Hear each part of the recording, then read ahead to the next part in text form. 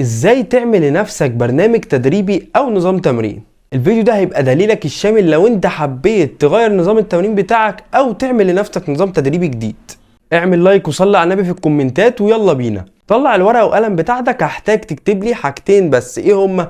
هدفك والايام اللي انت هتتمرن فيها. بالنسبه للهدف هتكتب فيه نقطتين: التمرين نفسه والتمرين عموما. ايه التمرين عموما؟ يعني التمرين عموما انت هتتمرن، هل هتتمرن عشان الجيم نفسه انت عايز تبني عضلات وتعمل الكلام ده، ولا هتتمرن عشان الجيم يقوي لعبة الكورة اللي انت بتلعبها، او بتلعب باسكت وهتلعب جيم جنبه فانت عايز تنزل جيم عشان تقوي اللعبة الجانبية اللي انت بتلعبها جنب الجيم. لكن التمرين نفسه بقى هو انت عايز تعمل ايه؟ اللي هو انت عايز هايبر تروفي حجم عضلي، ولا انت عايز سترينث عايز قوه عضليه، ولا انت عايز انديورنس يعني عايز قوه تحمل. هتسيستم نفسك، هتكتب في الورقه هل انت بتلعب جيم ولا بتلعب فيه لعبه جانبيه، وهدفك من التمرين ايه. قلنا لو عايز حجم عضلي، لو عايز قوه، لو عايز تحمل. هنرجع لدول تاني بس سيبك منهم، خلينا في النقطه التانيه. هاجي كام يوم؟ طيب بص معايا، انت لو هتيجي 5 ايام فهتلعب بنظام برو سبليت اللي هو المشهور جدا، نظام العضله الواحده. نظام العضله الواحده ده بيكون ازاي؟ اللي هو انا النهارده خدت صدر، بكره ظهر، هريح يوم، هرجع تاني كتف دراع رجل وهريح يوم. وممكن نشقلب العضلات دي باختلاف نظام التدريب بتاعنا.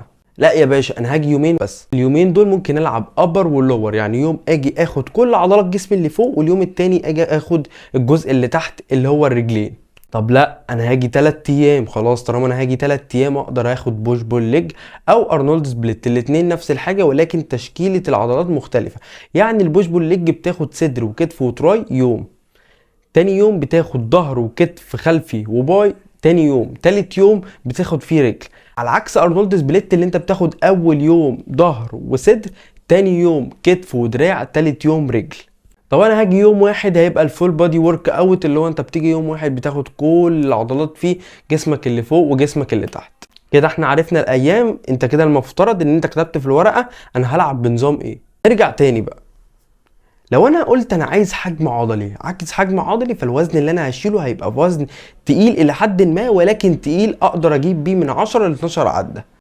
عايز قوة عضلية، فهدفي هنا ان انا اشيل اتقل وزن ليا اجيب فيه من عدة ل6 او 7 عدات. انا هلعب كورة جنب الجيم، فهدفي يبقى قوة التحمل، فهيبقى ساعتها عداتي كتيرة جدا والوزن اللي انا هشيله هيكون خفيف. تالت حاجة الكارديو. الكارديو ده اسم لعضلة القلب، ولكن الكارديو معروف بتمارين السويدي او التمارين اللي بتعلي الهارد ريت بتاعك. تمام، الكارديو يتلعب في فترة التضخيم وفترة التنشيف، ولكن اوقاته وايامه بتختلف. يعني في فترة التضخيم من 2 ل 3 مرات، في فترة التنشيف من 4 ل 6 او 7 مرات. كده انت كاتب في الورقة كل حاجة، وكاتب لنفسك كل حاجة انت عملتها كأيام، خصصت لنفسك النظام اللي انت هتمشي بيه. كهدف ليك في الجيم انت خصصت انت هتلعب على الحجم العضلي ولا هتلعب على ايه، وهتجيب كام عدات كمان. الكارديو بتاعك انت حطيته قد ايه. الاخص لو انت عايز تركز في الكارديو جامد، هو ما يقلش عن 100 دقيقة وما يزيدش عن 200 دقيقة خلال الاسبوع. فحرفيا انت معاك كل حاجة عشان تقدر تحط لنفسك نظام تدريبي. متنساش تعمل شير لصاحبك عشان يستفاد بالمعلومة، ولو عجبك الفيديو ما تنساش تعمل سبسكرايب للقناة عشان يوصلك كل جديد، ولايك للفيديو، واشوفكم في الفيديو الجاي.